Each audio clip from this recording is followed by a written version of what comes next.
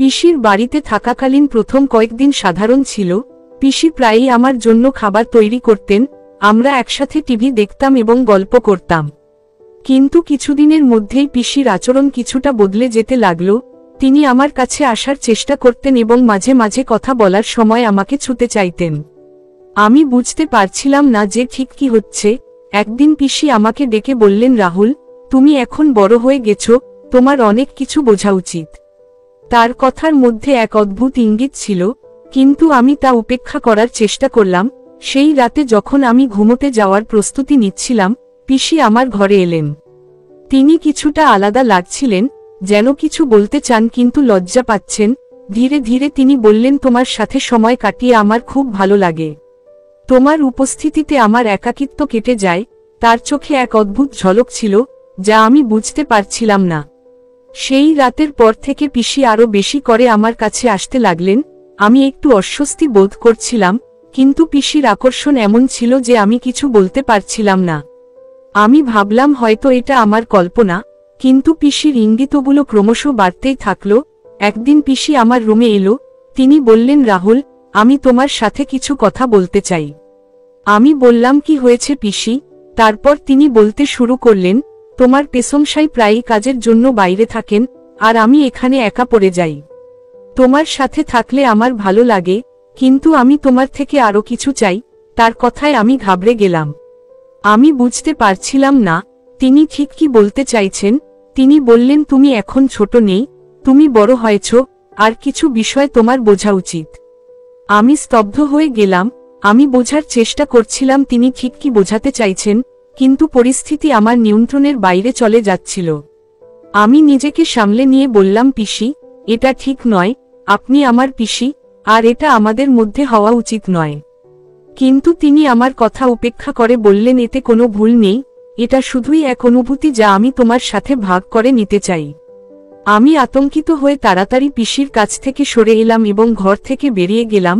তখনই আমি সিদ্ধান্ত নিলাম যে আর এখানে থাকা উচিত নয়। পরের দিন সকালে আমি বাবাকে ফোন করে জানালাম যে আমি বাড়ি ফিরে যেতে চাই। বাবা কোনো প্রশ্ন না করেই সাথে সাথে রাজি হয়ে গেলেন এবং আমার জন্য সব ব্যবস্থা করে দিলেন। ওই ঘটনার পর আমি পিসির কাছ থেকে দূরত্ব বজায় রাখলাম। আমি বুঝতে পারলাম যে কিছু সম্পর্কের একটি সীমারেখা থাকে এবং সেই সীমা অতিক্রম করা উচিত নয়।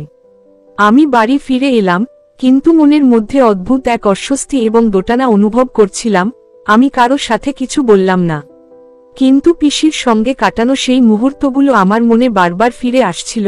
আমি চেষ্টা করছিলাম বেশি কিছু না ভাবতে এবং স্বাভাবিক জীবনে ফিরে আসতে, কিন্তু এটা সহজ ছিল না। কয়েক সপ্তাহ পর পিসির ফোন এলো। তিনি অনুতপ্ত কণ্ঠে বললেন, রাহুল, আমি খুব দুঃখিত। আমি বুঝতে পেরেছি যে আমি যা করেছি তা ভুল ছিল। আমাকে ক্ষমা করে দাও। আমি তখন খুব একাকী অনুভব করছিলাম, কিন্তু এখন বুঝতে পারছি যে আমি সীমা অতিক্রম করে ফেলেছিলাম। তার কণ্ঠে অনুশোচনা স্পষ্ট ছিল, কিন্তু আমি সেই আলোচনা দীর্ঘ করতে চাইনি। আমি বললাম, পিসি, এখন সব ঠিক আছে, তবে আমি চাই না আমরা আর কখনো এই বিষয়ে কথা বলি। এরপর আমি নিজেকে পুরোপুরি পড়াশোনা ও কাজের মধ্যে ডুবিয়ে দিলাম। ধীরে ধীরে আমি ওই ঘটনাটি ভুলে যাওয়ার চেষ্টা করলাম এবং আমার পরিবার ও বন্ধুদের সাথে স্বাভাবিক জীবনযাপন শুরু করলাম। কিন্তু সেই অভিজ্ঞতা আমাকে একটি গুরুত্বপূর্ণ শিক্ষা দিয়েছিল। প্রত্যেক সম্পর্কের একটি সীমা থাকে, এবং সেই সীমা লঙ্ঘন করলে শুধু কষ্ট আর অস্বস্তি আসে। সময় কেটে গেল, আমি নিজেকে আরো দৃঢ় করে তুললাম। আমি আমার ভবিষ্যতের দিকে মনোযোগ দিলাম, পড়াশোনায় মনোনিবেশ করলাম, এবং কলেজ শেষ করার পর একটি ভালো চাকরি পেয়ে গেলাম।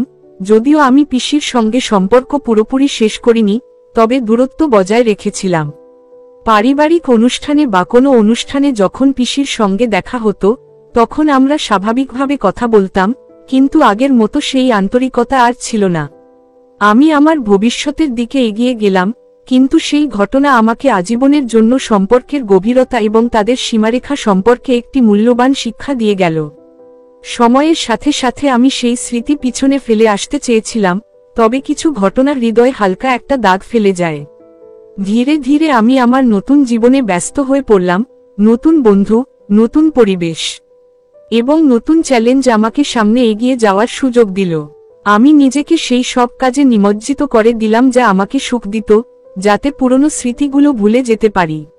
অনেক বছর পর একদিন পিসির খবর এলো যে তার স্বামী অর্থাৎ আমার পেশমশাইয়ের একটি দুর্ঘটনা ঘটেছে। আমি তাড়াতাড়ি পরিবারের সঙ্গে পিসির বাড়িতে পৌঁছালাম। পরিবেশ ছিল শোকাচ্ছন্ন, পিসি পুরোপুরি ভেঙে পড়েছিলেন, আর আমি তার কষ্ট অনুভব করতে পারছিলাম। যদিও আমাদের মধ্যে ঘটে যাওয়া পুরনো ঘটনা এখন অনেক দূরের বিষয় মনে হচ্ছিল, তবুও আমি এক ধরনের দূরত্ব বজায় রেখেছিলাম। আমি ভাবলাম, কিছু সম্পর্ক সময়ের সাথে বদলে যায়, আর আমাদের সম্পর্কও তার ব্যতিক্রম নয়। পেশমশাইয়ের মৃত্যুর পর পিসি ভীষণ একা হয়ে পড়েছিলেন। পরিবার তার যত্ন নেওয়ার চেষ্টা করছিল, কিন্তু তিনি আগের মতো ছিলেন না। আমার মনেও কোথাও না কোথাও তার জন্য দুঃখ হচ্ছিল, কিন্তু আমি সবসময় নিজেকে মনে করিয়ে দিয়েছিলাম যে কিছু সম্পর্কের ক্ষেত্রে অনুভূতিগুলোকে নিয়ন্ত্রণ করা অত্যন্ত গুরুত্বপূর্ণ। আর আমি ঠিক সেটাই করেছিলাম। এই অভিজ্ঞতা আমাকে শিখিয়েছিল যে প্রতিটি মানুষ ভুল করতে পারে, কিন্তু ক্ষমা ও শিক্ষা জীবনে এগিয়ে যাওয়ার পথ দেখায়। আমি পিসিকে ক্ষমা করে দিয়েছিলাম, এবং এখন আমার জীবনে এক ধরনের শান্তি ও ভারসাম্য অনুভব করছিলাম। ধীরে ধীরে জীবন আবার স্বাভাবিক ছন্দে ফিরতে শুরু করল, আর আমি নিশ্চিত করেছিলাম যে আমার সম্পর্কগুলোতে সবসময় সম্মান ও সীমারেখার গুরুত্ব থাকবে। সময় এগিয়ে গেল, আর আমি আমার জীবনকে নতুন পথে এগিয়ে নিয়ে গেলাম। কর্মজীবনে ভালো অগ্রগতি হলো এবং আমি বিয়েও করলাম। আমার স্ত্রী একজন বুদ্ধিমতী ও সহানুভূতিশীল মানুষ, যার কারণে আমার জীবনে এক নতুন সূচনার অনুভূতি এলো। আমাদের সম্পর্ক পারস্পরিক বিশ্বাস ও সম্মানের ওপর ভিত্তি করে গড়ে উঠেছিল, আর এটা আমার জন্য এক স্বস্তিদায়ক অনুভূতি ছিল। পিসির সঙ্গে আমার যোগাযোগ ধীরে ধীরে কমে গিয়েছিল, কিন্তু পরিবারের বড়দের সঙ্গে সম্পর্ক পুরোপুরি শেষ করা যায় না। পারিবারিক অনুষ্ঠানে আমি তাকে দেখতাম, তবে আমাদের কথোপকথন ছিল সাধারণ ও আনুষ্ঠানিক। একদিন যখন আমি আমার বাবা মার সাথে দেখা করতে গিয়েছিলাম, তারা আমাকে জানালেন যে পিসি অসুস্থ। আমার মনে এক দ্বন্দ্ব চলছিল, আমি কি তার সাথে দেখা করতে যাব নাকি যাব না। অবশেষে আমি সিদ্ধান্ত নিলাম যে মানবিকতার খাতিরে আমাকে অবশ্যই দেখা করতে যাওয়া উচিত। আমি যখন পিসির বাড়িতে পৌঁছালাম, দেখি তিনি শুয়ে আছেন, দুর্বল ও ক্লান্ত। আমাকে দেখেই তার চোখে এক অন্যরকম আলো ফুটে উঠল। তিনি মৃদু কণ্ঠে বললেন, রাহুল, তোমাকে দেখে ভালো লাগলো। আমি জানি যা কিছু ঘটেছিল তাতে তোমাকে অনেক কষ্ট দিয়েছি, কিন্তু আমি সত্যিই তোমার কাছে ক্ষমা চাইছি। তার কণ্ঠে গভীর অনুশোচনা ছিল, আর আমি বুঝতে পারছিলাম যে এই বোঝা তিনি অনেকদিন ধরে বয়ে নিয়ে চলেছেন। আমি তার পাশে বসে বললাম, পিসি, সেই ঘটনার অনেক বছর হয়ে গেছে। আমি আপনাকে আগেই ক্ষমা করে দিয়েছিলাম, আর এখন আমি সেটাকে পুরোপুরি পিছনে ফেলে দিয়েছি। আপনিও দয়া করে এটি মন থেকে ঝেড়ে ফেলুন। এরপর আমরা অনেকক্ষণ কথা বললাম, তবে এবার সেই কথোপকথনে আগের মতো ভারী অনুভূতি ছিল না। পিসি বললেন, তুমি আমাকে ক্ষমা করে আমার বোঝা অনেক হালকা করে দিলে। এখন আমি শান্তিতে বাঁচতে পারবো। তার চোখে প্রশান্তি ফুটে উঠছিল, আর আমার মধ্যেও এক গভীর তৃপ্তির অনুভূতি হচ্ছিল যে আমি তাকে ক্ষমা করতে পেরেছি, এবং নিজেকেও সেই বোঝা থেকে মুক্ত করতে পেরেছি। কয়েক মাস পর পিসির মৃত্যু হলো। তার শেষকৃত্যে আমি গিয়েছিলাম, আর তখনই বুঝতে পারলাম, জীবনে সবাই ভুল করে, কিন্তু ক্ষমা ও বোধশক্তির মাধ্যমে সম্পর্কগুলোকে আবার নতুন করে গড়ে তোলা সম্ভব। আমি শিখলাম, সামনে এগিয়ে যাওয়ার জন্য শুধু অন্যদের নয়, নিজেকেও ক্ষমা করা জরুরি। এই অভিজ্ঞতা আমাকে জীবনের সম্পর্ক ও আবেগের গভীরতা বুঝতে সাহায্য করল।